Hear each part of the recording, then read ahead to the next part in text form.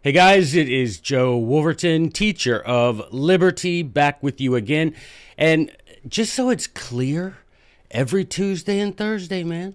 Every Tuesday and Thursday. Now, I put it to come out at 4 p.m. Central Time. Now, sometimes it doesn't do exactly that. I'm not in charge of the Google. And the Google owns the YouTubes. I don't know, but I schedule it to come out Tuesday and Thursday, 4 p.m. Central. Do the math at home. Arizona, y'all are on Pacific right now, I think. It should just be called like independent time because y'all were like to the federal government, yeah, we want to move everybody to the daylight. And you guys are like, yeah, we're not going to do that. That sounds ridiculous. That's like, daylight savings, like cutting a foot off the top of the blanket, sewing it onto the bottom, and saying, the blanket is now longer. Come on now. Come on. Oh, beverage already, man. Beverage today brought to you by the good people at the State House, Pennsylvania, a.k.a. Independence Hall. And this is We the People, the signing of the Constitution. And now it's time for everybody's favorite NPR show. What the heck are we talking about?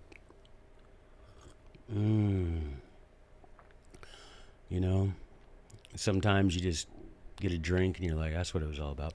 All right, commonplace books. Are y'all keeping them? You better be keeping them. Joey's always got his at hand. I took so many. Oh, my goodness, y'all. This week. And I'm going to start doing this thing. There's a couple of things I'm going to tell you we're going to be doing. I'm going to tell you off the top here. All right. First of all, I'm going to share with you regularly, not today, but regularly, a little segment I like to call, and if this was produced, it would have like some kind of kooky like graphic, right? It'd be called What Joey's Reading. And there'd be like theme music, ding, ding, ding, ding. Like maybe the Reading Rainbow, but I probably just now I'm going to get sued because I said that. But anyway, you know what I mean. And it'll show you what I'm genuinely reading that week, right? I read about usually 3 or 4 books at a time, not at a time like lined up and no, I'm not like insane. I'm not like making macaroni art over at the asylum. I mean, there's 3 or 4 books from which I read generally every week. And I used to keep them on the bedside table, but then bedside table started to look like Tower of Babel. And so I was like, or Jenga. Oh, trademark. Jenga with books. Trademark. Don't you dare try to make it. I will sue you. I will sue you so hard you will call it Suzanne. What's up? So we're going to do a little segment, What Joey's Reading. We're going to start that. And we're going to start this thing. Okay, so you see the books behind me. Those are my legit books. That's not a green screen. Those are my legit, like, who would have a green screen with my initials? But anyway, J-Dub, which is like what people used to call me. They don't call me that anymore. J-Dub. People used to call me that. Now they just call me Joey. Well, they've always called me Joey. Dr. J. Daniel Tejan used to call me that. That really I liked. Zach Hansen called me Brother Wolverton one time, and I don't think anybody's ever called me anything that made me happier. That when he said it, we were at school, which made it sound odd, but I was like, I really like that, Anyway, he's about to get married, so if you're watching, Zach, congrats to you, my friend. Love you so much. So what we're going to do with these books, back to the bookshelves. Sometimes I'm going to start it again. Don't let me just like, it's like that guy said, I may not have walked the straight and narrow my whole life, but I've crossed it a lot. C'est moi. All right, so anyway, the books. And I have bookshelves in the other room. And what I've done is that we're going to do this. We're going to random number Jones. I'll have it, I'll have a little thing that has a randomizer number. And it'll be 1 through, I think I said 6 of the bookshelves that will qualify. Because other ones, they're mixed kind of things. And so I wouldn't want to get a book that's like gardening or, you know what I mean? Or the things pigs eat. You know what I'm saying? Like farming stuff. So I think there's 6 bookshelves that I'm going to choose from. And then ever how many bookcases and then ever how many shelves. And we're going to randomly pick a book out of my library.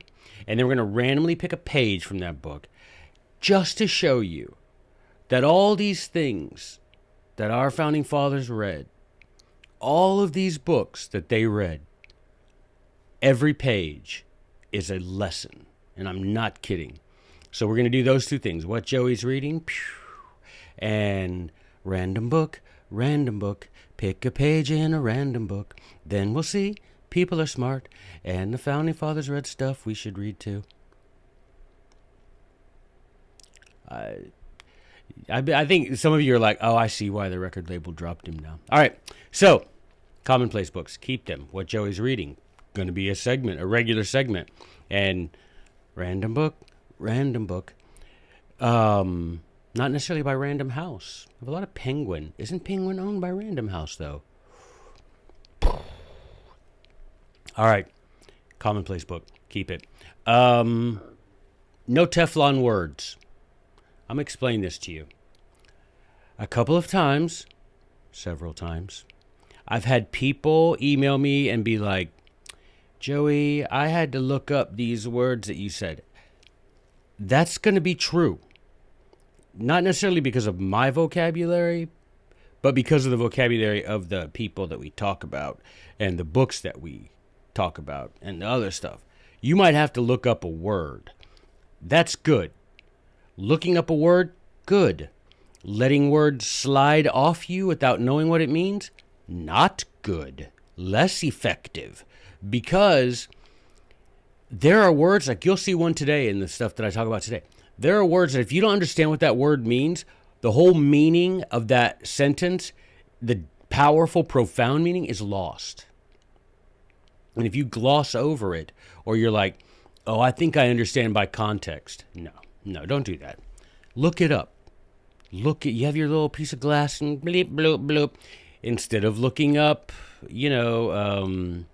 how I should do my eyebrows this week, you should look up what words mean sometimes. But do that. No Teflon words is the way. So I had a professor in college, like everybody does. I had a professor in college that was his vocabulary that would leave the rest of us going, what did that mean? And so he explained to us, no Teflon. Teflon was the coating that we used to use back in like the 70s and 80s that would make pans non-stick. It was called Teflon. It probably gave us all cancer or, who knows, right? It made me bald. No, it didn't, because now DuPont, who made Teflon, now DuPont. So now we got Random House suing me, the people that made Reading Rainbow suing me. I got me suing you for stealing book Jenga, and now I've got DuPont suing me for saying Teflon Gate made me bald. My mom's dad made me bald. That's that gene, and he was, man. Listen, but the hair I do have is lovely. Anyway, that doesn't matter. Back to the story. No Teflon words. Don't let words roll off you, man. Don't do it. Okay? I know maybe some of you tune in and you think, all right, this time, dude is going to get right into the story. That will never happen. Because I want to just have a real conversation with y'all. I like a real relationship with y'all. I don't want it to be like, I don't know. I don't want to name names. But if you want somebody's going to this is what Joe Biden did today, and Joe Biden's, I'm not that guy. I want to have a relationship. I want to just relax. I'm going to sit in my chair. Y'all sit in your chair, or wherever you're sitting, or driving, whatever y'all are doing. Working out. I hear that's a thing that people do. People work out. I'm not exactly sure what. Like, work out their problems. Maybe that's what people mean. Go to the gym. It's been so long since I've been to the gym, I have to call it James. Let's just be honest with each other. So, no Teflon words. If I say a word that y'all don't know the meaning of, look it up. Because I'm not going to always stop and say, this means, because, it doesn't matter. I mean, it matters, but it won't matter to you if I tell you. You need to look it up and be like, okay. And there's going to be one today. And I think I'm going to give you I'm going to give you a free one today. I might. It's in my mood by the time we get there, okay? Next, I want to introduce y'all to something here. This is a little book from 1858. It's one of my prized possessions, but it's also something I use all the time. It's called The Scholar's Companion.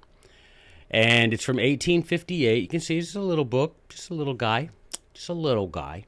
And it was a spelling book, more or less, for people in like the third grade in 1858.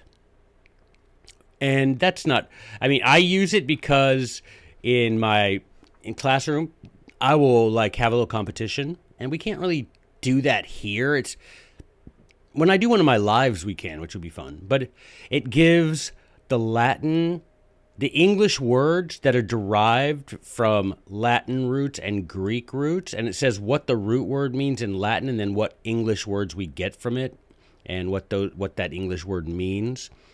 Like liber means book in Latin. I'll just give you one. Liber, that's one I turn to. Liber means book, right? In Latin. Well, you can imagine some words we get from that. Library, libellus, like libel, book, like it's printing, right? Yeah. So anyway, yeah. So this is for like third graders. It has Greek and Latin words and the English words that derive from them. Third grade, 1858. But now, the reason I wanted to bring this up today, besides that, and it's The Scholar's Companion. I mean, even the name is cool. But I wanted to read, this is from a text, do you understand? Textbook. It's from a textbook. Okay? This is not Sunday school book. This is a textbook that they would use in schools. And I mean, you can just look at I don't know how to do the zoom in, but you can see on the binding, it's just quality. It's just they cared. Like third graders, it's like this beautiful. But anyway, I wanted to read you this from the introduction. It says Philadelphia, June 1854. B.W. Bailey is the guy who wrote the introduction. It says, definitely the study of words is the object of this treatise, intended to initiate the young learner early into the habit of a critical definition of the language he uses. If third graders can spell cat, they get to bring a certificate home. These guys were learning Latin and Greek roots, the critical definitions of the language they use. Johnny spelled cat, and everybody who does that gets a certificate, and we're going to have a graduation ceremony for the second grade.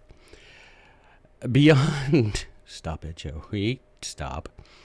Beyond mere orthography, do you know what that means? Orthography, there's your first no Teflon word.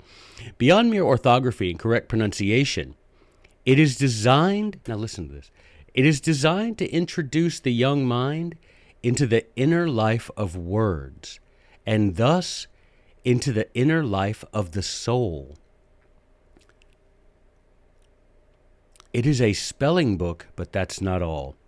It teaches correct pronunciation, but that's not all.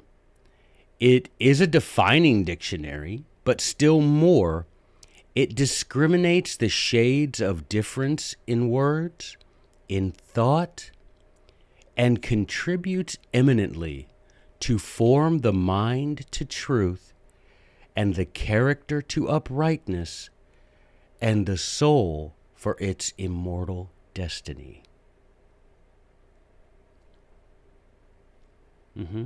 That's a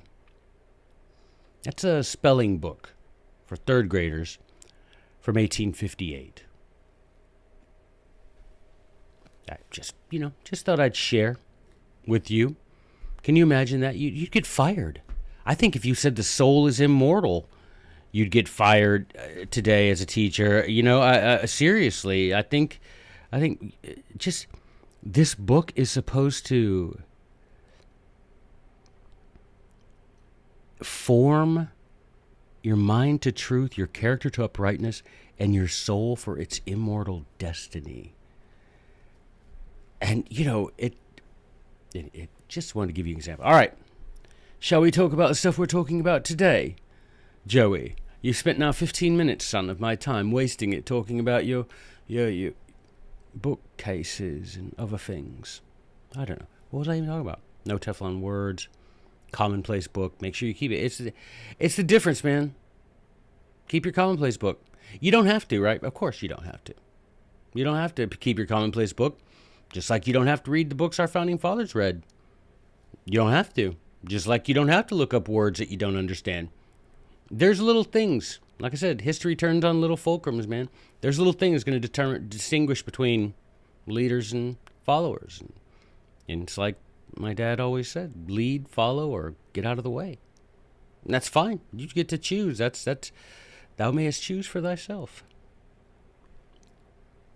But if you're someone who wants to qualify for that sort of leadership that we're going to need, those Sons of Liberty 2.0, then you're going to need to do the heavy lifting that our founding fathers did. All right.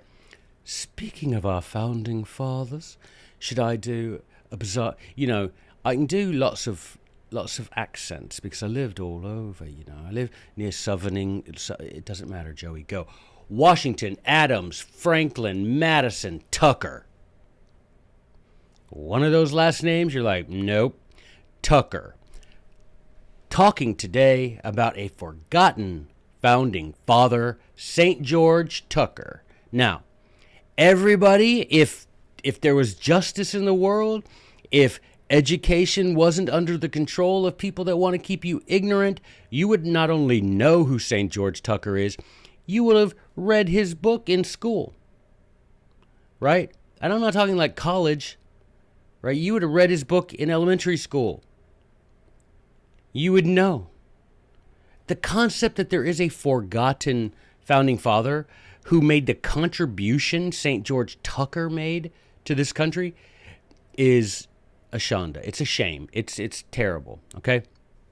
His name purposely scrubbed from the curriculum, from the memory of Americans.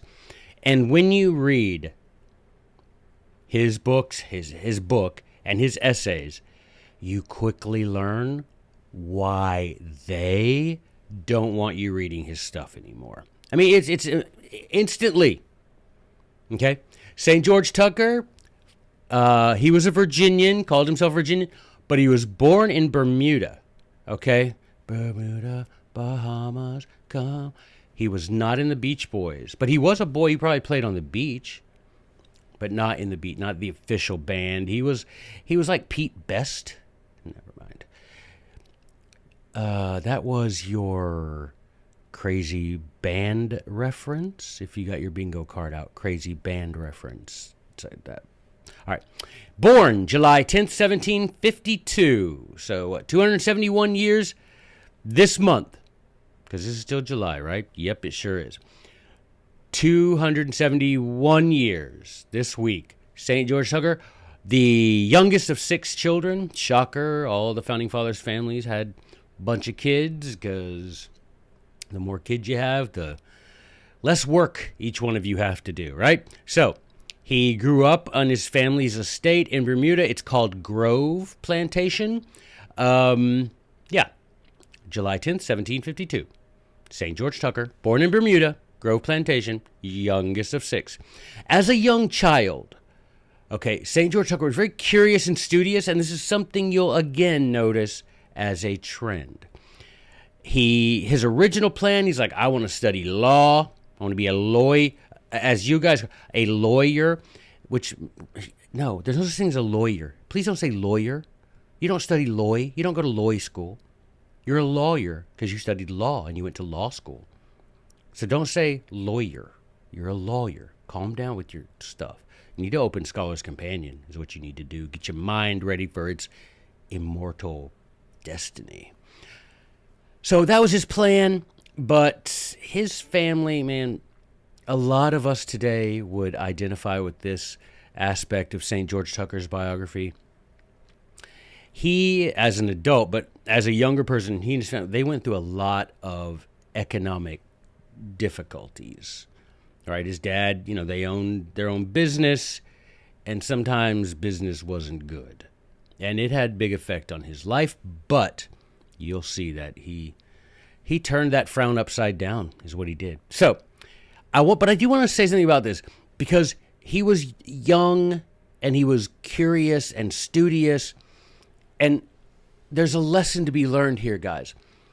The lesson is that all of these guys, Adams, Jefferson, Madison, Washington, St. George Tucker, John Taylor of Caroline, another guy we'll be talking about, forgotten founding father, they all say, like in their letters or in their journals or somewhere, they indicate that they understood that they were meant to do something important, and they understood it at a very young age. And they all say that they were, guided in that direction by usually their mother. Thomas Jefferson attributes it to his dad. But all of them mention this, that when they were very young, we're talking like 9, 10, up through like 14. And there is a lesson, guys. When they say, James Madison said, my mother, she guided me. Thomas Jefferson, my father. John Adams says it was his mother.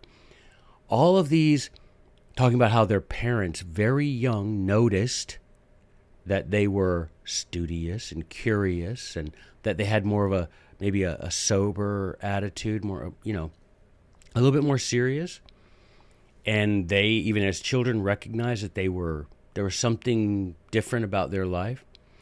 And it is really hard, guys, for parents today to be able to notice those things about their children when they only see their children for a couple of hours a day, because for the rest of the time, they're off letting strangers teach them stuff that may or may not be true. Now, I'm going to stop there and let you, I'll leave it up to you to interpret that how you want. But remember that I said that the founding fathers, as children, as teenagers, recognized the important work that they were going to do. And it's really hard. And they were guided by their parents. And it's really hard for a mom or parents at all, to guide, to notice these things about their children and, help them achieve that when they're, when they see them at home for a couple of hours before, it's 8 hours of school, 5 hours of homework, then you go to bed and whatever. You know what I'm saying? So there's a lesson there. But as you'll see about St. George Tucker, he was young and curious and studious, wanted to be a lawyer, but family, it's not going to happen, son. We need to aim a little lower. No, said St. George Tucker, I will not aim lower. I will find a way to accomplish all of my most worthwhile goals. So at 19 years old, he immigrated to America. And when he got here, he's like, I'm going to get a job and I'm going to study and become a lawyer. Because he's like, if we're going to be broke in Bermuda, I would rather be broke in America where there's more opportunity. Because the opportunities in America were vastly outnumbered any of those anywhere. So that was a thing. If you're British and you want to just have a go, you go to America. So St. George Tucker goes. He settles in Virginia. He had a Reverend Thomas Watkin. That was kind of his tutor at first. Now, you'll notice that a lot of these people that become tutors are either reverends or lawyers. Because back then, that's the only people that would go to university. People that wanted to be lawyers or people that wanted to be clerics, churchmen, reverends, pastors, that kind of thing. That was it, right? That's why most of your universities, original ones, were founded by churches, right? You wouldn't know that today from the way they act, but they were mostly founded by churches, and that's why. So St. George Tucker studies under Reverend Watkin. He studies natural law. He studies Cicero, Tacitus, Algernon Sidney, James Harrington. He studies these things, and then he's like, you know what? I'm going to enroll in the College of William and Mary. Now, that If you've been to Williamsburg, you know the College of William and Mary. Thomas Jefferson went there. Most of your Virginians who were going to go to college went to the College of William and Mary. However, James Madison, remember, he didn't. He went to what was called at the time the College of New Jersey, which we call Princeton, because the story is because his parents didn't want him to go to college where it would be as humid because it was bad for his lungs. I don't really think that's what happened because he lived in that same, you know what I mean? I think it was they liked the brand of education he would get in Princeton. But so he goes to College of William and Mary, but guess what? Now his parents are like, "Yep, that's awesome. We have had a good year." And then they have another bad year and he has to drop out of college. So he found a tutor. He had to drop out of college. There was no getting around it. Okay, they didn't have the money to pay for college, right? There wasn't, Joe Biden around to forgive his loans if he took out loans. There were no loans. I mean, that's just the way it was. So he had to drop out of college because his parents just having bad times financially.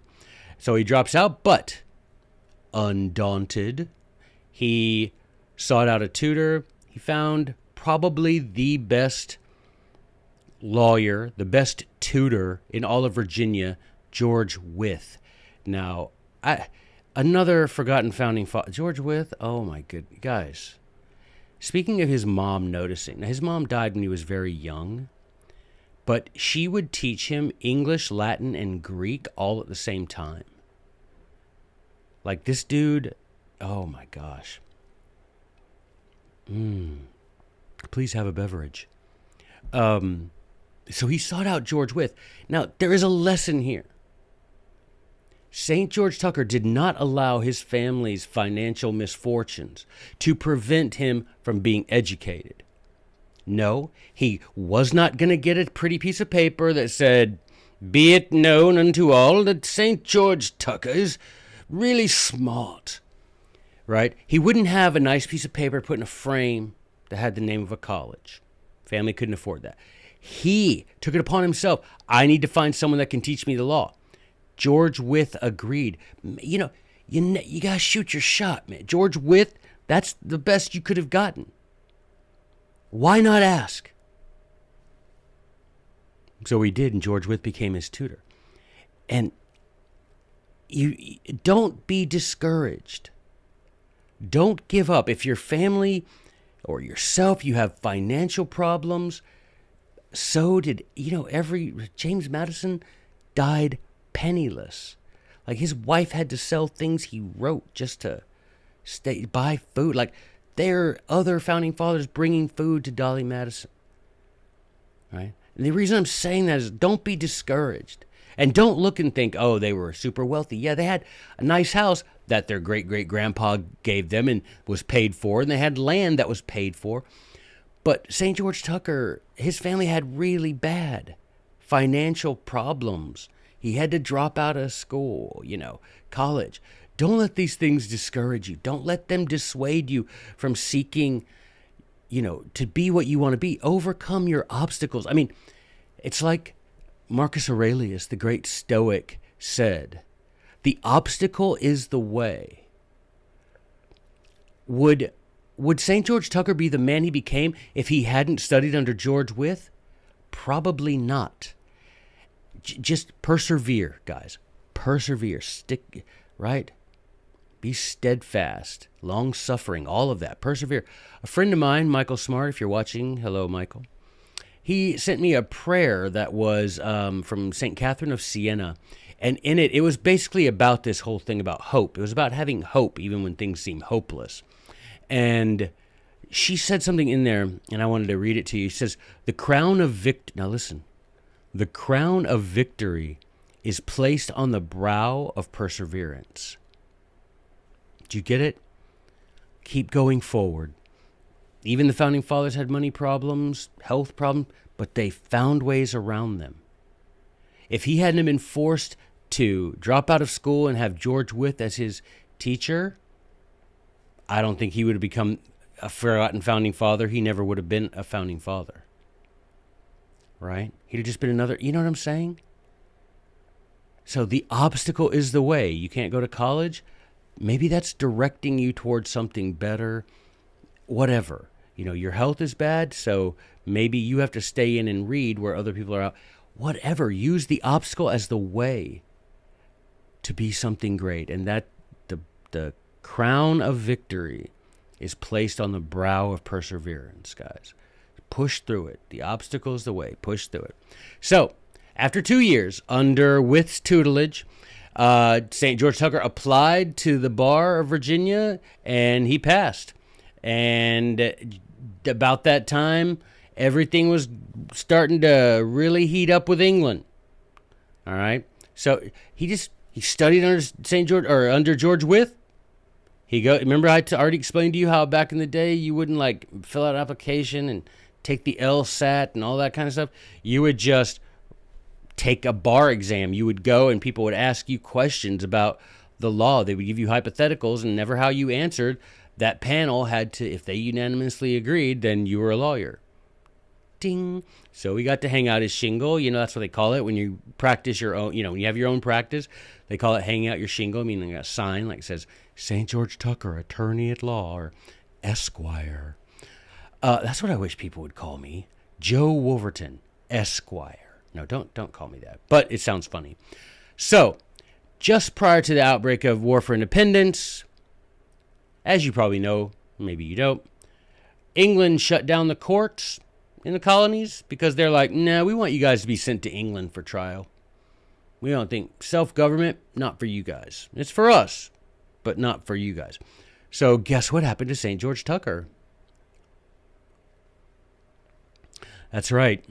He became Superman, the yellow sun. No, he lost his job. There's a pattern running through St. George Tucker's life. So he becomes a lawyer. Yay, he overcomes. Yay, and he gets to be a lawyer, and he's practicing law and doing well finally. And then England says, no more courts for you, and now he's broke. So he's like so many people. He's like, what do I do now? Move back home. He literally does. He moves back to Bermuda, and here we go again. But let me tell you this, my friends. If St. George Tucker hadn't dropped out of school, he wouldn't have had George Wythe. If he hadn't had George Wythe, he wouldn't have been a lawyer. If they hadn't taken over the courts, he wouldn't have been forced to quit working as a lawyer. And if he hadn't had, there is a chance that the colonies don't win the war.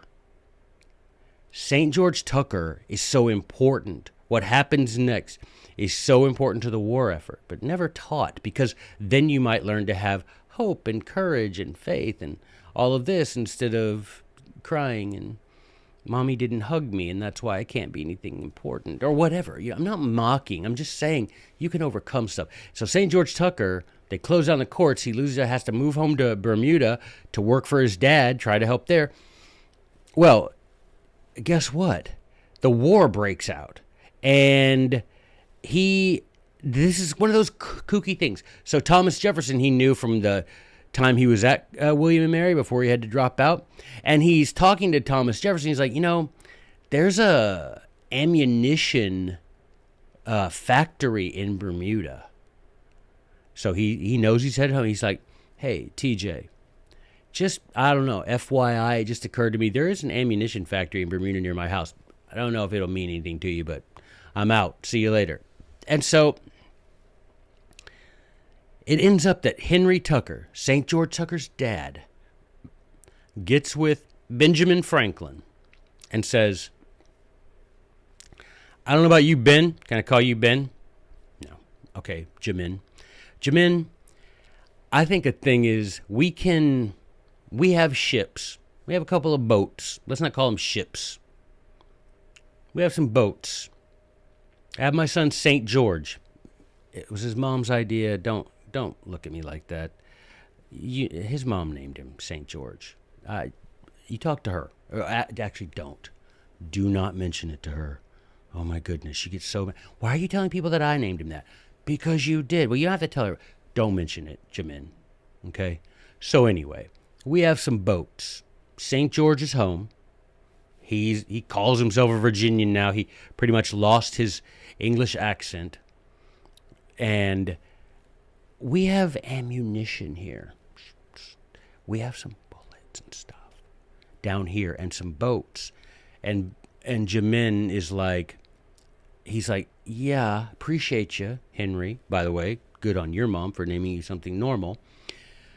But there is a blockade embargo. We're not allowed to get anything from anywhere but England, and they sure enough ain't gonna send us guns and or bullets and gunpowder to kill them with their own stuff.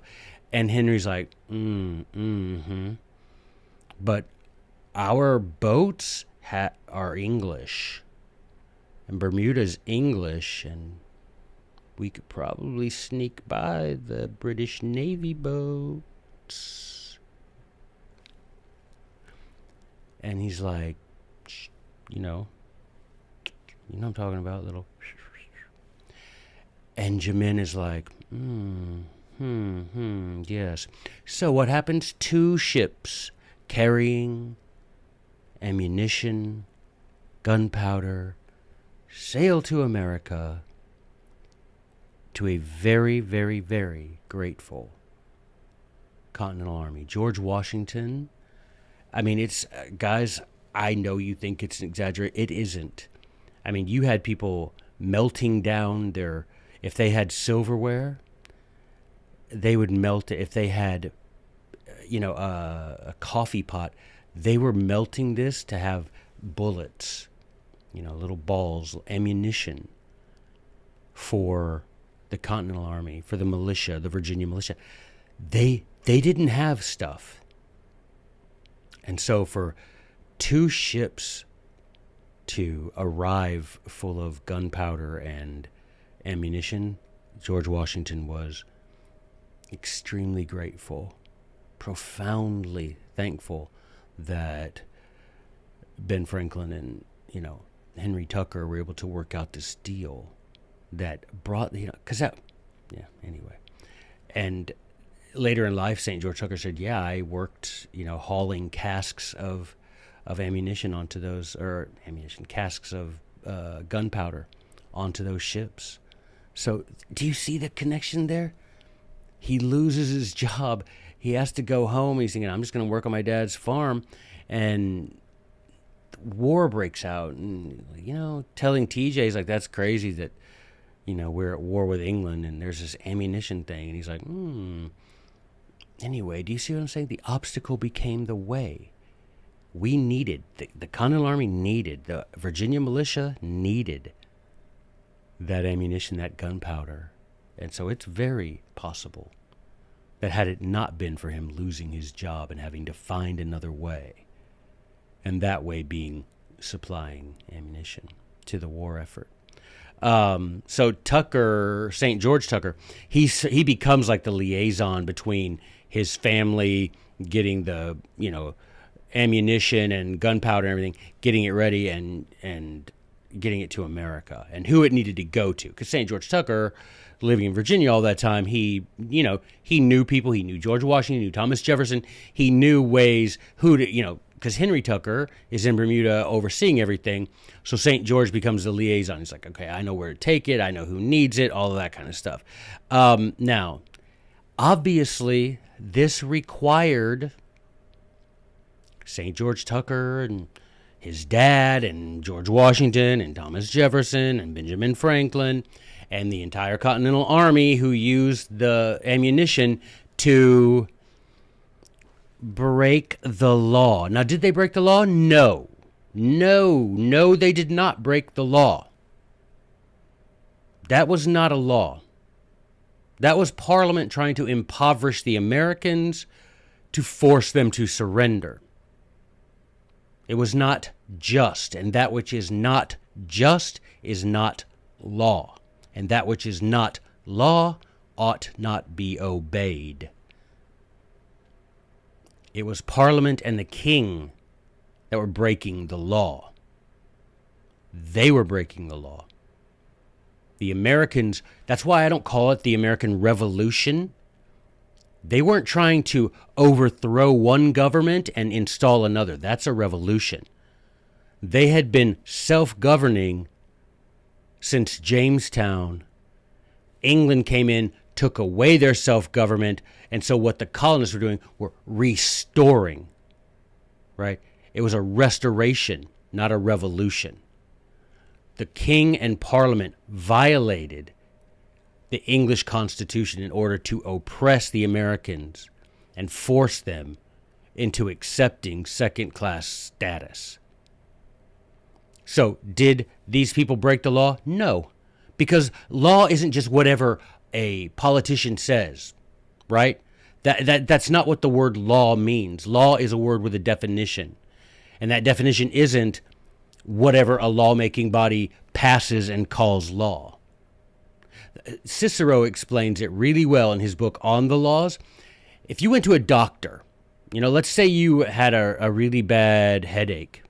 You went to the doctor and the doctor prescribes, and he takes his little, prescription pad and he writes, blah, blah, he's like, here, drink a gallon of gasoline twice a day, every day for the next 2 weeks. Would you do it? No. The power, something is only law if such a law is within the power of the one claiming to be making it law. Okay? Just because Congress passes something and the president signs it, that doesn't make it law. That means they're attempting to make it law. The people decide if it's law. The states, actually, the states who represent the political interests of the people, they decide if it's law. And how do you decide? If it's in pursuance of Article 6 of the Constitution. If it's constitutional power granted to them, then they can do it, and it's law, and we have to obey. That's moral and legal obligation. If they do things that exceed the powers that the states gave them in the Constitution, that thing isn't law. It's like Alexander Hamilton said, that's not law. That's tyranny, and it deserves to be treated as such. Right? So St. George Tucker, all these guys, they were not breaking the law. I've seen memes, and they're like, you need to remind that our founding fathers were lawbreakers. I know what they mean. Technically, yes, they were breaking something that was purportedly law. But you need to understand, they weren't breaking the law. They were trying to restore the law. Right? So law is a word with a meaning, and it isn't just whatever these lawmaking bodies, because they're granted specific powers, guys. They don't just have the power, whatever we say is a law because we're the lawmakers. No, we granted you power to say, it's like I used to tell students, if I say, read this chapter in this book for next class, it's homework, is that a law? Yeah. I mean, you know what I'm saying? That's something they're obliged to do because I'm their teacher, and that's within the scope of my authority that their parents granted me. But if I said, hey guys, tonight you need to go to bed at 8 o'clock, and every night you need to go to bed at 8 o'clock, and you need to make sure that every day you're having steak, would they be obliged to obey that? No, because it's beyond the scope of my authority. Congress has limits to their authority. The president has limits. Well, who enforces the limits? The states, the state governments. And if the state governments won't, then we have to. And we need to recognize that. So, did they break the law? No. No. That law was breaking the law, if you know what I mean. All right? But remember that. Just because lawmakers say it doesn't make it law. President, they can have 30 people behind him as he uses 20 pens to sign. Doesn't make it a law. Doesn't make it a law. If it's not in the Constitution, it ain't a law. If the power to legislate in that area, right? Then it's not a law. Tyranny deserves to be treated as tyranny. So, St. George Tucker, though, he's like, I love that I get to give you guys bullets, but I would really like to be using the bullets. So he joined the Virginia militia, served as a major under Nathanael Greene at the Battle of Guilford Courthouse. He received wounds at this battle. He was very noted for his bravery, and he was promoted to lieutenant colonel. So Battle of Guilford Courthouse. You know how I'm always telling you guys to like find out how your family, you know, how your family intersects with history. So this is one, the Battle of Guilford Courthouse. Do this because you will have these same stories. My dad's side of the family, they ran a church, right? They were the leaders of his church right next to Guilford Courthouse. They opened the church and used it as a hospital for wounded Americans, and members of the congregation served them and treated the wounded, right? That's an awesome thing to know, that St. George Tucker was wounded. He was taken to the hospital. My ancestor might have been the one giving, wrapping his wounds, giving him something to drink, all of that. Now, I'm not saying that so you're like, whoa, that's so cool. I'm thinking that your family has that stuff too. And if you already know, tell me in the comments. Say, oh, yeah, my family, blah, blah, my dad was Nathaniel Green, or whatever, my grandpa, whatever. Do that, but find the way your family intersects with history. It makes it more alive to know that St. George Tucker is amazing. Battle of Guilford Courthouse, he got wounded. That's just, I don't know. To me, that's cool. Find out how your family, took part in history. It's, and then tell me in the comments if you know. If you don't know, go find it. Right? I remember when we went to Plymouth, when I took a bunch of students to Plymouth, and I'm like, let's find out. We need to know before we get off this bus. I don't want you just running around Plymouth and then get off and someday realize, oh my gosh, I was in Plymouth and I was really. We found out people were direct ancestors on that bus. Some of those kids were direct ancestors of some of those Pilgrim Mayflower families. Right? Find out how your family fits in. It's awesome. Now, St. George Tucker goes on. He heals from his wounds, and then he goes to participate in the Battle of Yorktown, and he was injured there too, and his military career came to an end. They were pretty serious injuries at the Battle of Yorktown. Now, I'll tell you something interesting to me. A lot of other people say it's interesting. I think it's interesting. So St. George Tucker, I learned about him years ago, and his house at Williamsburg. So when I was taking students to Williamsburg on a history tour, they would not let us go in St. George Tucker's house because it's there and it's lovely, but you only get to go in there if you're like a donor, like a big time donor to Colonial Williamsburg.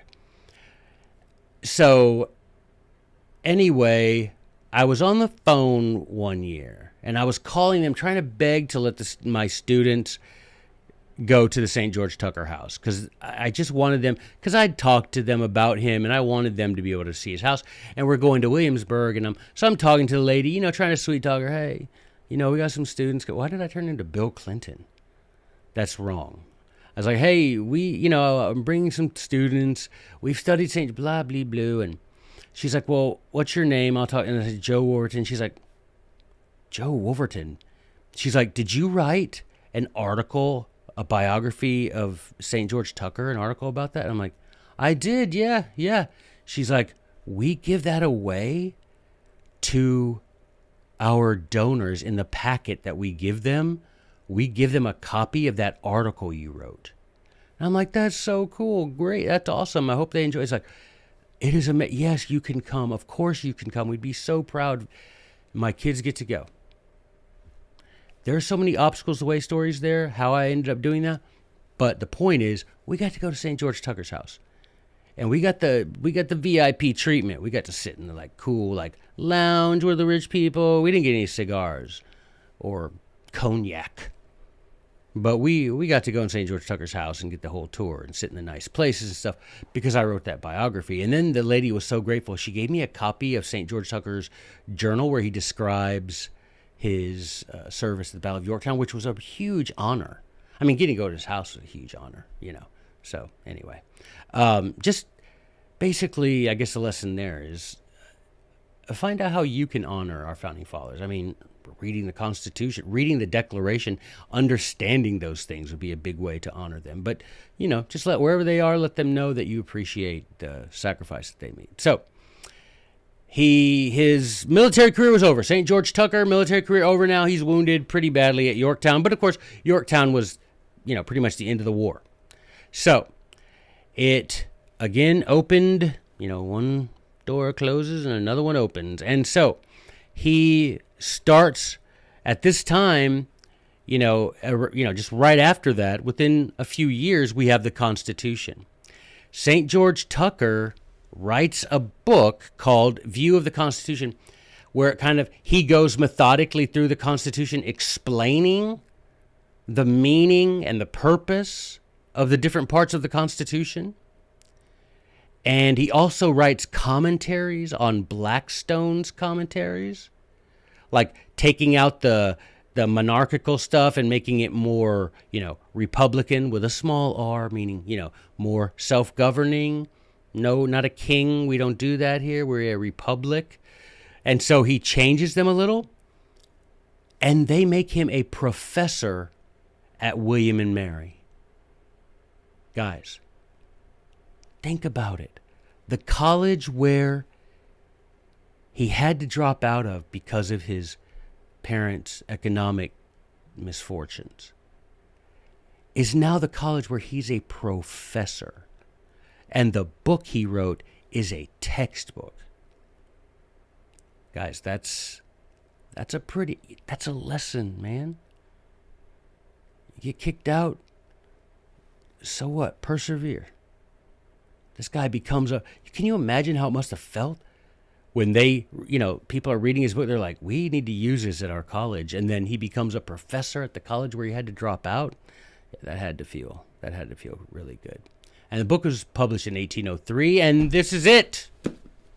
I almost forgot to show you the book. You can get a copy of it from Liberty Fund. Guys, Liberty Fund, make Liberty Fund your friend.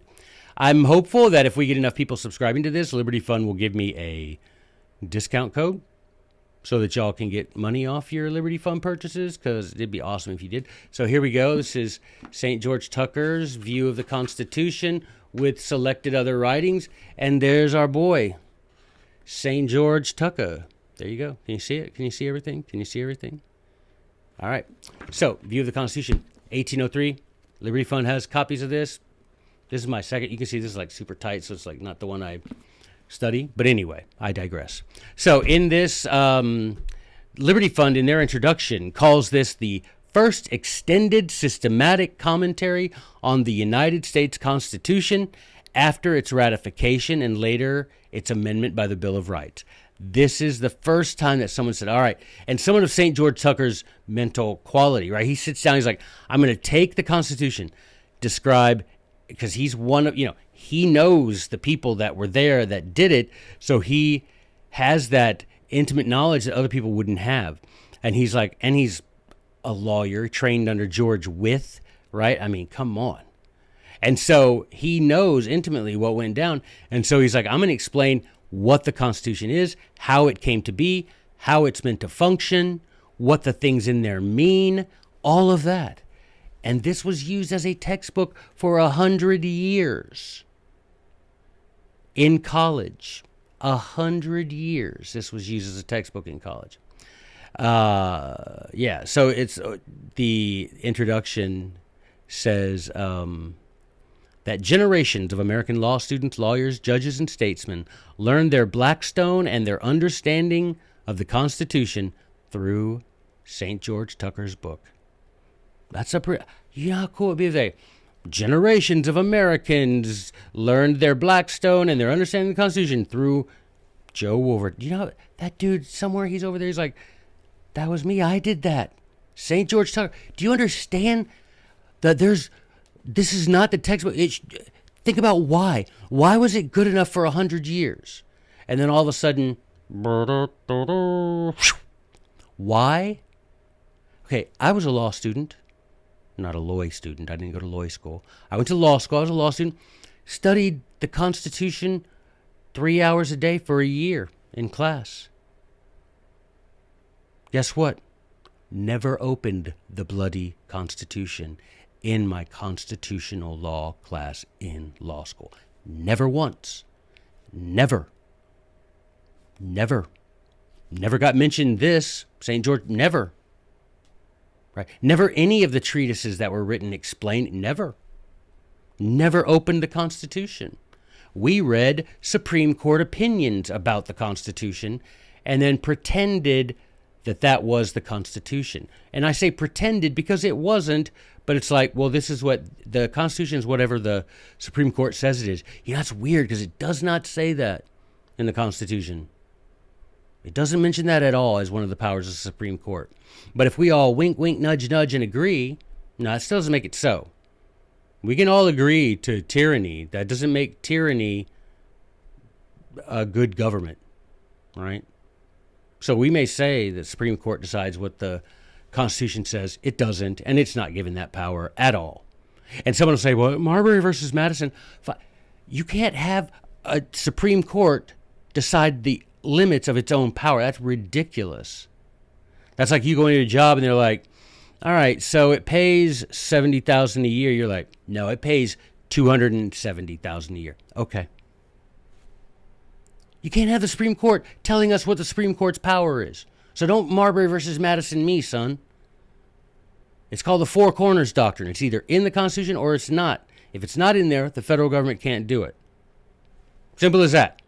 So things that make you go, why for 100 years they study this, the Constitution and its explanation in St. George Tucker's view of the Constitution, then all of a sudden, because the federal government started putting it little fingered. They're like, we cannot let knowledge will forever govern ignorance. If you want to be ignorant and free, you want what never was or what never will be, we have to keep these people ignorant if we expect them to swallow everything that we send down the pipe and consider it law. We have got to keep them ignorant. But don't burn the book. Just don't talk about it anymore. Take it off the curriculum. That next generation will never. Hey, are we not going to read St. George Tucker's book? Oh, we don't read that anymore. Guess what? That next generation won't even ask about it. Right? I never did. I didn't know about it. In college, I wasn't like, hey, how come we're not in law school? How come we're not reading St. George Tucker? Didn't even know who he was. So you see, how many generations did it take? Just a couple. So anyway, this is the 271st anniversary of his birth. And I think it's time we reintroduce 21st century patriots. This book that comes from the pen of a forgotten founding father who deserves to be remembered. He is an advocate, of course, of limited government and the state's obligation to reject and refuse to enforce any unconstitutional act of the federal government.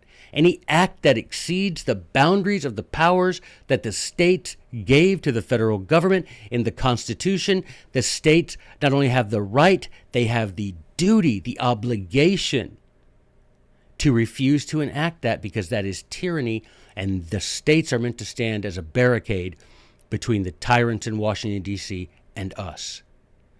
St. George Tucker explains how that's constitutional and good, and how that is actually makes us stronger as a union. Right? All of this is explained in a view of the Constitution in a very orderly, understandable, very systematic way. And for that reason, we don't study it. But it's the month of his 271st birthday. As a present, we're going to go over some of the stuff he wrote in view of the Constitution. How's that sound? So, I'll be back with part 2, and it's time for you to get yourself a beverage, refill your beverage, as I'm going to do whatever it takes, stretch, make sure your watch, it's time for you to stand. Obey your digital overlord and stand up. I'm going to do the same. And then we'll be right back with we're going to read some of St. George Tucker's stuff together. Yeah? And we're going to give him that birthday present. We're going to read some of his stuff. So be right back, guys. A beverage. All right, be right back. All right, y'all, it's your boy Joey. We're back this time to read some stuff out of St. George Tucker's view of the Constitution. Now, I'm not, I'm not going to be like whoosh, whoosh, whoosh with the book. I put it here so I could read it to you. But I would encourage you, please, if you guys, and I'm going to say this about lots of books, not everyone, but I'm not going to say go out and get the Scholar's Companion, but Liberty Fund does a great job making really attractive books, really good binding and everything, and really cheap.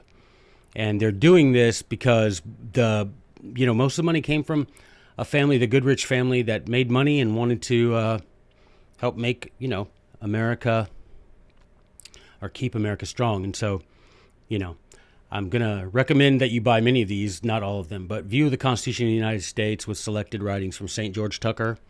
do yourselves a solid. Go over to Liberty Fund and do that. Okay, so first up, Tucker divides the essays into two parts. First is a recitation of how the Constitution got made, right? The nature of the Confederacy that made it. And you're like, Confederacy? I didn't know this about the South. It's not. The United States of America is a confederacy, is a confederation of independent sovereign republics. If you don't know that, read Federalist 39 and then come back. So push pause on Joey, then come back, and you'll read, and you'll say, sorry, Joey, for thinking you were wrong. And I'll be like, that's okay, man. We all get stuff wrong. So, and then the second part of the book is a description of the intended lines of authority between the states and the federal government. And believe me, guys, in our time where the federal government has no limits, according to them and according to half of Americans, it is a good time to learn the limits. And this is a good, easy way. You read your Constitution and study it with this as a way to explain many of the things. So, first part, how the Constitution was made. St. George Tucker explains it this way. The Constitution of the United States of America, then, is an original, written, federal, and social compact, freely, voluntarily, and solemnly entered into by the several states of North America and ratified by the people thereof respectively, whereby the several states and the people thereof respectively have bound themselves to each other and to the federal government of the United States, and by which the federal government is bound to the several states and to every citizen of the United States. Now, two words in there that really need explaining: compact and federal. No Teflon words, remember? But those two words, they're words that the Founding Fathers used all the time, so I want to make sure and explain them. And when it comes to a compact, what is a compact? Tucker explains it in the book. He says the contracting parties, whether considered as states in their political capacity and character or as individuals, so in other words, if you consider it a state or you want to think of them as people, the states as people, they are all equal. Nor is there anything granted from one to another, but each stipulates to part with and receive the same thing precisely, without any distinction or difference in favor of any of the parties. Now, so in other words, the states all got together. The states are all, they're not giving each other something. They're all giving a little bit of their sovereignty in writing, hence the word grant. They're granting to this thing they're creating, this federal government, a little bit of the power that belongs to them, right? And they all contribute the same amount. And that's it, right? They don't make, there's no promises with each other. It's all, we're going to get together. We're going to create this thing. We're each going to give them a little something, but we're all equal. We're all sovereign republics and equal. All right, remember Federalist 39. It's easier if you don't have St. George Tucker, get Federalist 39. It's really good. 39, 45, 46, read all of those. All right, so who are the compacting parties? Who are the parties to this contract? And I want to tell you something, that there are some of you out there who are like, Joey, these questions, the answers are so simple, and they're not. So you may think it's simple for you, and that's awesome, and I'm glad you know that much. Be careful thinking you know something you don't, though, right? And for 5 generations, Americans have been taught lies about the Constitution in school, right? We have been taught lies in school about the Constitution, and you remember what our boy Thucydides said, that people just tend to believe whatever they're taught first, and then getting them to believe the truth is nearly impossible, right? So when I ask these questions, and some of you think they're very easy, I would say 2 things. Number 1, no, they're not. Congratulations for knowing. But number 2, I would listen anyway if I were you, because maybe what you thought was right isn't right, okay? So here's what St. George Tucker writes. Who are the contracting parties who are entering into this contract? A federal compact made with several sovereign and independent states that unite themselves together in a perpetual confederacy without each ceasing to be a perfect state. There's a lot in there, man. A federal compact, federal. It's just from the Latin word meaning trust or faith, right? We're trusting each other to create this thing, and we're trusting it to stay inside its boundaries. There's a lot of trust going on. It's a federal, lots of independent sovereigns coming together to form this government that will have something about all of them, the general welfare, as opposed to the specific, not just Tennessee, not just Arizona, not just California, but the general welfare. So they're creating this, but they are not. So they're creating this confederacy. Did you notice he said that? They get together, unite themselves in a confederacy without ceasing to be a perfect state, meaning a state with all the powers of any other country. State just means a government. So they have all the powers of any other country, just like it says in the Declaration, right, of Independence. The state of New Jersey is the same as the state of Great Britain, right? They have all those powers. And that is very, very important to remember. And in this, you'll notice he quotes Emmerich de Vattel a lot. He's one of the guys the Founding Fathers quoted a lot. Benjamin Franklin said every one of us carries our de Vattel with us as congressmen in the in the days when they were writing the Declaration of Independence. So he quotes him a lot. And I would advise you, as you're learning, going through your St. George Tucker, and you got your Constitution open and your St. George Tucker and you're reading, write down in your commonplace book the things he that he quotes or that he cites from these other people, and then go look that up too. And that's the kind of thing, that's the heavy lifting I'm talking about that prepares you to play the kind of role that we need as a Son of Liberty 2.0. All right, so regarding the retention of authority that the states retained upon making the federal government, upon creating it with the other states, how much did they retain? This is what St. George Tucker wrote in view of the Constitution. The state governments not only retain every power, jurisdiction, and right not delegated to the United States by the Constitution, nor prohibited by it to the states, but they are constituent and necessary parts of the federal government. And without their agency in their political character, there could be neither a Senate nor a President of the United States, the choice of the latter depending immediately and of the former immediately upon the legislatures of the several states. In other words, you can't reduce states to just provinces of the American empire and expect this government to work. It won't work. It isn't working. It hasn't worked for many generations now. Why? Because the states have allowed themselves to be bribed by the federal government. The people have allowed themselves to be robbed by the state and federal government. So we're all in this sort of codependent relationship now. But it can end. We can stop it.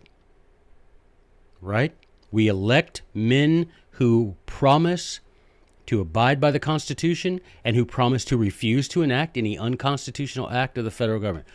D.C., turn your back on that swamp. Too much money there, too much corruption. But you can have an influence on your state government. And you can show them this.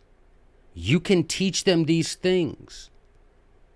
Maybe you can run for your state government, state governor, state senator, state House of Representatives, state whatever. Maybe you learn these things and maybe you say, you know what, I can have it. Because if you're one of 60 or one of 100, you can have an influence in your state, right? And it's the states that he just said, these are the necessary parts of the federal government. See, they called the federal government, that meant the government between the states and the feds. That didn't just mean the general government. They used to call it the general government, meaning that what we call the federal government. But states are necessary because without them, how do you have, well, the 17th Amendment made it where you don't have, the states don't elect the senators. But regardless, you'd be a senator from where? The president, how do we know how many electoral votes he got if there were no states? But we can't just have the pretend that those things exist. We have to have them exist or the Constitution won't function, guys. Period. The Constitution will stop functioning. It has stopped functioning because the states have allowed themselves and the people have allowed the states to just become subordinate to this almighty Leviathan of the federal government. Leviathan, look that up in the Bible. All right, so the general powers again from St. George, Tucker. Again, blame his mama, not me. But don't mention it because she's very defensive. Don't mention it. The general powers, meaning the powers of the federal government, are limited. And the states, in all unenumerated cases, are left in the enjoyment of their sovereign and independent jurisdictions. If the states did not specifically grant in the Constitution authority to do something to the federal, they didn't grant to the federal government authority to do something, that authority is retained by the sovereign and independent states. They are the creators. The federal government is the creation. Do you understand? Simple. And when you read this, it's even simpler. Now, there may be, like I say, some vocabulary you're like, oh, look. Guys, I would not steer you wrong. All right. So if it's not clear enough, that line between the states and the feds and who has what power, because it's called the Four Corners Rule. We'll get to it in another podcast. But if the states did not grant specifically in the Constitution to the federal government some power, the states retain that power, okay? And he says regarding the 10th Amendment, the powers delegated to the federal government being all positive and enumerated, meaning there's no intended things that we didn't say. They are enumerated. They are listed, okay? If it's not in the Constitution, we didn't intend to give them that power. There are no shadows. Like the Supreme Court said, yes, we know it's not in the Constitution, but it's in the penumbras of the Constitution, meaning the shadows. No, it isn't. They are positive, meaning they are written and they are seen and they are told and they are enumerated. They are listed according to the ordinary rules of construction, meaning what? Constructing contracts. Whatever is not enumerated is retained. If you and I have a contract to paint my house, and you paint my house and you dig a pool, and then you give me the bill for painting your house and digging the pool, I'll pay you for painting the house. I'm not fixing to pay you for digging the pool. Why? Because the law of contracts says if I didn't give you the power to do something, you don't have that power. I retain it. Simple as that. The Constitution is a contract among all the independent and sovereign states, granting to the general government, what we call the federal government, certain listed powers. If it's not on the list, it doesn't exist. Oh my gosh. Trademark. Ooh, I almost forgot to do that. If it's not on the list, it doesn't exist, at least as far as the federal government is concerned. All right. St. George Tucker did not see the Constitution through rose-colored glasses. He knew that a piece of paper doesn't enforce itself. We can have a constitution, it can be the greatest constitution, and it was, written by the wisest men, and it was. But so what? There is no liberty without virtue. Knowledge will forever govern ignorance. You can't be ignorant and free. If you do, you want what never was and what never will be. We can't be ignorant and expect the Constitution to, hey, excuse me, President, just me, Constitution boy. I'm here to remind you that what you're doing is tyrannical. Thanks, Constitution boy. I'll stop right now. Another victory for Constitution boy. I'm off now to Congress. Whew. Nancy Pelosi? Miss Pelosi? Mr. McConnell? Mr. McConnell? Never mind. Constitution boys off to the Supreme Court. Whew. You know what I'm saying? Constitution doesn't enforce itself. You got to have the people and the state saying, oi, not allowed to do that, sir. Right? And if you had that enough, maybe they'll stop doing it. Here's what St. George Tucker wrote. All governments have a natural tendency towards an increase and assumption of power. Shocker. And the administration of the federal government has too frequently, already in 1803, too frequently demonstrated that the people of America are not exempt from this vice in their Constitution, meaning the federal government. We're not immune from the federal government trying to grab more power. We have seen that parchment chains are not sufficient to correct this unhappy propensity. In other words, to keep them from trying to be tyrannical. There are, nevertheless, capable They are, nevertheless, the Constitution, capable of producing the most salutary effects, for when broken, they warn the people to change those perfidious agents who dare to violate them. A lot of words you need to look up, but basically he says, do you know what? The Constitution can't enforce itself, but we can use the Constitution to get rid of anyone who holds office under the Constitution who lied to God when they put their hand on a Bible and swore to God to support and defend the Constitution. We can get rid of them. Simple as that. That's what he said. We can change those perfidious agents who dare violate the Constitution. And we should. And if we don't, then we deserve to be ruled by tyrants because we're just slaves. We don't want to think for ourselves. We don't want to have the courage. Liberty is dangerous. Freedom is dangerous. Right? And we don't want, if we don't want to do that, then we deserve what the government we get, right? All right. What then could keep the people powerful enough to throw off a tyrant? If tyrant's going to tyrant, which they do, how will the people, and what if the states decide not to stand up? What do we do? St. George Tucker had an answer for that. He wrote, "This may be considered as the true palladium of liberty." Now, you see, the rest of this is not going to make any sense to you unless you know what palladium means.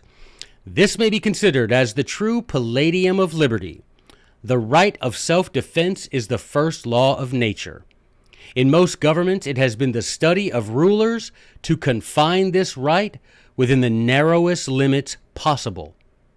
Wherever standing armies are kept up, and the right of the people to keep and bear arms under any excuse whatsoever is prohibited, liberty, if not already annihilated, is on the brink of destruction.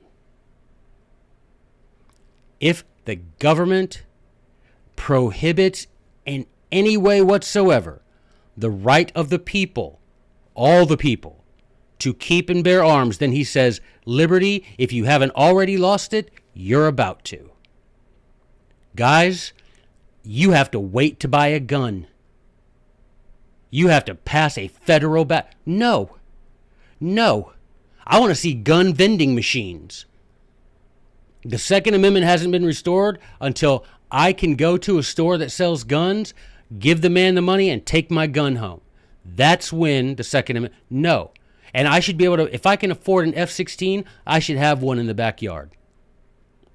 There is no excuse that our servants in politics are better armed than us. That makes no sense.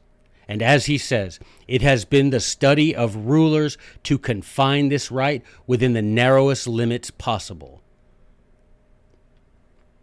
Do you think they care about the kids? You think that's no, what motivates this is, like, what's his name? Eric Swalwell, that congressman. He's like, what are you going to do? You're going to shoot your F-15 you're going to shoot your AR-15 at my F-16? Go ahead. Guys, that's the thing.